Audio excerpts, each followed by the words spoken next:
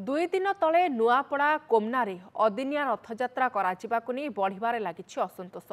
यह विरोध में आईन मंत्री पृथ्वीराज हरिचंदन को भेटी प्रतिवाद करिछि श्री जगन्नाथ संस्कृति परिषद। पूजकों को जगन्नाथ स्वप्न रे आदेश देवा परे रथयात्रा करा जायछि। लोकंक कथा बेकार कथा बोली कहिछि परिषद। कारण स्कंद पुराण रे अछि जगन्नाथ केबे आस्थानरु बाहरी रथयात्रा रे जांती। पूर्वरु इस्कन एहा करिबाको जाउथारु परिषद एहाको विरोध करी चिठी लिखिथिला। आगको जेपरि केउठी भी अदिनिया रथयात्रा न हुए से दिगरे पदक्षेप नेबाको आईन मंत्री को अनुरोध करिछि परिषद।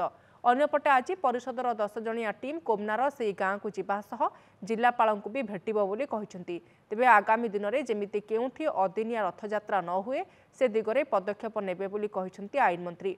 कोमनार से गाँ मंदिर प्रशासन सह से आलोचना करिवे।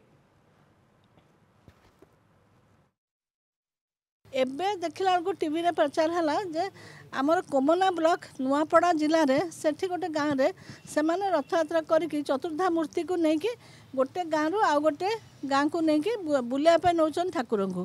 कारण कौन ना से जे पूजक तांकू कौन स्वप्नादेश होता तांकू जगन्नाथ कही जे मते सबुदिन सबु वर्ष ए दिन में मते बुलेब। एटा बेकार कथा।